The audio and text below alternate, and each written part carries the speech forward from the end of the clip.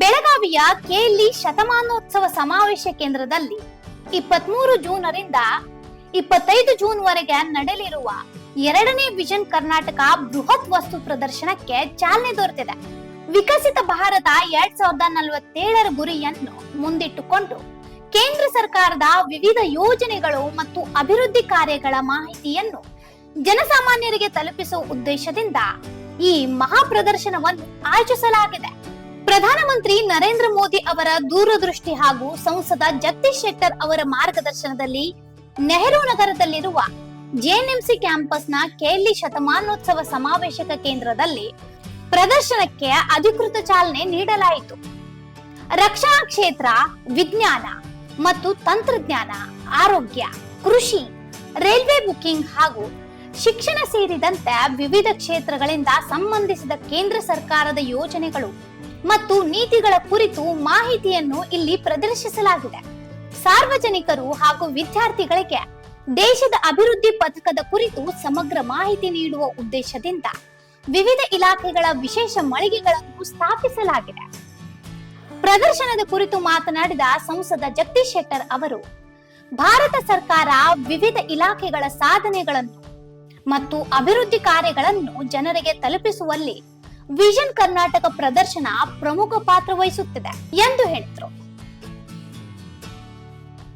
Sir, 2ನೇ ವರ್ಷ ಅದ್ದೂರಿಯಾಗಿ ವಿಷನ್ ಕರ್ನಾಟಕವನ್ನು ಆಯೋಜನೆ ಮಾಡಲಾಗಿದೆ. ಯಾವ ರೀತಿ ನೋಡ್ತಾ ಇರ್ತಾರೆ? ಇಲ್ಲ, ಇವತ್ತು ಕರ್ನಾಟಕ ವಿಷನ್ ಅಂಥೇಳಿ ನಾವೇನು ಪ್ರಾರಂಭ ಮಾಡಿದ್ವಿ, ಓವರಾಲ್ ಗೌರ್ಮೆಂಟ್ ಆಫ್ ಇಂಡಿಯಾದು ಮೇಜರ್ ಡಿಪಾರ್ಟ್ಮೆಂಟ್ಸು ಅವ್ರ ಸಾಧನೆ ಮತ್ತು ನಮ್ಮ ಅದರಲ್ಲಿ ವಿದ್ಯಾರ್ಥಿ ಬಂಧುಗಳಿಗೆ ಹೆಚ್ಚಿನ ರೀತಿ ಅವರಿಗೆ ಜ್ಞಾನವರ್ಧನೆ ಆಗುವಂಥ ದೃಷ್ಟಿಯಿಂದ ಇವೆಲ್ಲವನ್ನು ತೊಗೊಂಬಂದಿದ್ದೇವೆ.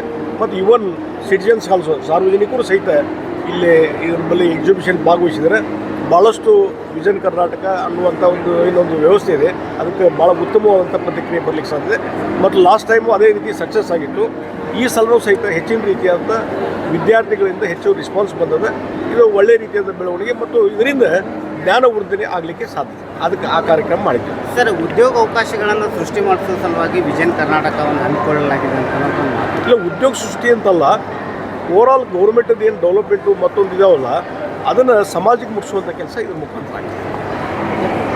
ಸರ್, ಇವಾಗ ಕರ್ನಾಟಕ ಸರ್ಕಾರ ಗ್ಯಾರಂಟಿಗಳ ಬಗ್ಗೆ ಈ ಉಪಕ್ರಮವು ವಿದ್ಯಾರ್ಥಿಗಳು ಹಾಗೂ ನಾಗರಿಕರ ಜ್ಞಾನ ವೃದ್ಧಿಗೆ ಸಹಕಾರಿಯಾಗಲಿತ್ತು. ಇದು ಕೇವಲ ಉದ್ಯೋಗ ಸೃಷ್ಟಿಯಷ್ಟೇ ಅಲ್ಲದೆ ಸಮಗ್ರ ಅಭಿವೃದ್ಧಿಯ ಪರಿಚಯವನ್ನು ನೀಡುವ ಕಾರ್ಯಕ್ರಮವಾಗಿದೆ. ಈ ಮಹಾ ಪ್ರದರ್ಶನದ ಪ್ರಮುಖ ಆಕರ್ಷಣೆಯಾಗಿ ಕೃಷಿ ಕ್ಷೇತ್ರದಿಂದ ಮಾಹಿತಿ ತಂತ್ರಜ್ಞಾನ ಕ್ಷೇತ್ರದವರೆಗೆ ವಿವಿಧ ವಿಷಯಗಳ ಮಳಿಗೆಗಳನ್ನು ನಿರ್ಮಿಸಲಾಗಿದೆ. ದೇಶದ ಪ್ರಮುಖ ಸಂಸ್ಥೆಗಳ ಪ್ರತಿನಿಧಿಗಳು ಈ ಪ್ರದರ್ಶನದಲ್ಲಿ ಭಾಗವಹಿಸಿದ್ದಾರೆ.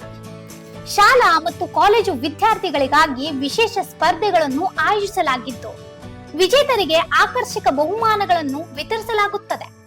ಇಸ್ರೋ, ಐಸಿಎಂಆರ್, ಎಲ್ಐಸಿ ಹಾಗೂ ನ್ಯಾಷನಲ್ ಇನ್ಶೂರೆನ್ಸ್ ನಂತಹ ದೇಶದ ಪ್ರಮುಖ ಸಂಸ್ಥೆಗಳು ಈ ಕಾರ್ಯಕ್ರಮಕ್ಕೆ ಪ್ರಾಯೋಜಕತ್ವ ನೀಡಿವೆ. ಸಾರ್ವಜನಿಕರು ಹಾಗೂ ವಿದ್ಯಾರ್ಥಿಗಳು ಈ ಪ್ರದರ್ಶನದ ಸದುಪಯೋಗ ಪಡೆದುಕೊಳ್ಳಬೇಕು ಎಂದು ಶಾಸಕ ಅಭಯ್ ಪಾಟೀಲ್ ಅವರು ಮನವಿ ಮಾಡಿದ್ದಾರೆ. ಈ ರೀತಿ ಬೆಳಗಾವಿಗೆ ಪ್ರಾತಿನಿಧ್ಯ ಸೂಚಿಸುವ ಕಾರ್ಯಕ್ರಮವನ್ನು ಮಾಡುವಂಥದ್ದು ಮತ್ತು ವಿದ್ಯಾರ್ಥಿಗಳಿಗಿರ್ಬೋದು, ಜನರಿಗಿರ್ಬೋದು ಒಂದು ಹೊಸ ದಿಕ್ಕನ್ನು ದಿಶೆಯನ್ನು ಕೊಡುವಂಥದ್ದು ಈ ಮುಖಾಂತರ ಏನು ಮಾಡ್ತಾ ಇದ್ದಾರೆ, ಅದಕ್ಕೆ ಅಭಿನಂದನೆ ಸರ್, ಕೇಂದ್ರ ಸರ್ಕಾರದ ಎಲ್ಲ ಡಿಪಾರ್ಟ್ಮೆಂಟ್ಗಳು ಬರ್ತಾ ಇದ್ದಾವೆ. ಜನರಿಗೆ ಯಾವ ರೀತಿ ಇದ್ರದ್ದು ಒಂದು ಉಪಯೋಗ ತಗೋಬೇಕು ಅನ್ನೋದು ಜನ ಬಂದು ನೋಡಿ ಇದನ್ನು ಸಂವಾದ ಮಾಡಿ ನಮ್ಗೆ ಬೇಕಾದಂತಹ ಬ್ರೋಚರ್ಸ್ ಅದಾವ ಅಂತೇಳಿ ಹೇಳೋಕೆ ಜನ ಅದಾರ. ಅವ್ರು ಬಂದು ನೋಡಬೇಕು. ಈಗ ನಾವು ಅಸ್ಸಾಂ ಸ್ಟಾಲ್ಗೆ ಹೋಗಿದ್ವಿ. ಆಸಾಮ್ನಾಗ ಏನು ನಿಂಬಿಕಾಯಿಂದ ಸೈಜ್ ನೋಡಿದ್ರೆ ನಮ್ಗೆ ಆಶ್ಚರ್ಯ ಅನಿಸ್ತದೆ. ಆಮೇಲೆ ಟರ್ಮೆಕ್ ಪೌಡರ್ ಇರ್ಬೋದು, ಈ ರೀತಿ ಬೇರೆ ಬೇರೆ ಪ್ರಾಡಕ್ಟ್ಗಳು ಬಂದಾವ ಬೇರೆ ಬೇರೆ ರಾಜ್ಯದಿಂದ. ನಾವಿಲ್ಲಿ ಬಂದಾಗ ಅದು ಗುರ್ತಾಗ್ತದೆ. ಪ್ರದರ್ಶನವು ಜೂನ್ 25ರವರೆಗೆ ಪ್ರತಿದಿನ ಬೆಳಗ್ಗೆ 10ರಿಂದ ಸಂಜೆ 5 ಗಂಟೆಯವರೆಗೆ ಸಾರ್ವಜನಿಕರಿಗೆ ಮುಕ್ತವಾಗಿರಲಿದೆ. ವಿಕಸಿತ ಭಾರತ 2047ರ ಪರಿಕಲ್ಪನೆಯನ್ನು ಜನರಿಗೆ ಪರಿಚಯಿಸುವ ಹಾಗೂ ಕೇಂದ್ರ ಸರ್ಕಾರದ ವಿವಿಧ ಯೋಜನೆಗಳ ಮಾಹಿತಿಯನ್ನು ಒಂದೇ ವೇದಿಕೆಯಲ್ಲಿ ಒದಗಿಸುವ ಈ ಬೃಹತ್ ಪ್ರದರ್ಶನ ಮಾಹಿತಿ ಮತ್ತು ಪ್ರೇರಣೆಯ ಮಹತ್ವದ ವೇದಿಕೆಯಾಗುತ್ತದೆ.